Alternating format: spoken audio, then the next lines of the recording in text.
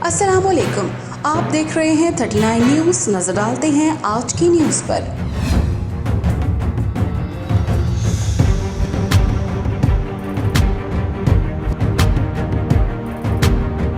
तफसीलात जानते हैं अपने नुमाइंदे से।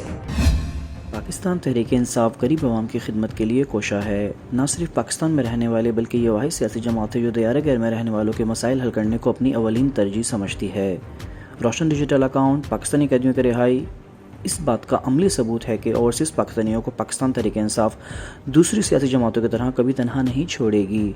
इस बात का इजहार पाकिस्तान तहरीक इंसाफ मिडिल ईस्ट के डिप्टी सेक्रेटरी अकील अराई ने गुज़िश्ता शब पाकिस्तान तहरीक इंसाफ गुजरांवाला के नायब सदर मुबशर अफजल चीमा के एजाज़ में दिए गए अशाइये में कही। उनका मज़ीद कहना था कि इंट्रा बॉडी इलेक्शन में चाहे ग्रुप बंदी हो जाए मगर हम दियार गैर में तमाम पाकिस्तानी एक हैं और हमें एक दूसरे को बर्दाश्त करने का हौसला रखना चाहिए। नज़रियाती इख्तलाफ को कभी ज़ाती इख्तलाफ नहीं होने देना चाहिए। तकरीब के मेहमान खसूसी मुबशर अफजल चीमा ने भी इज़हार ख़याल किया।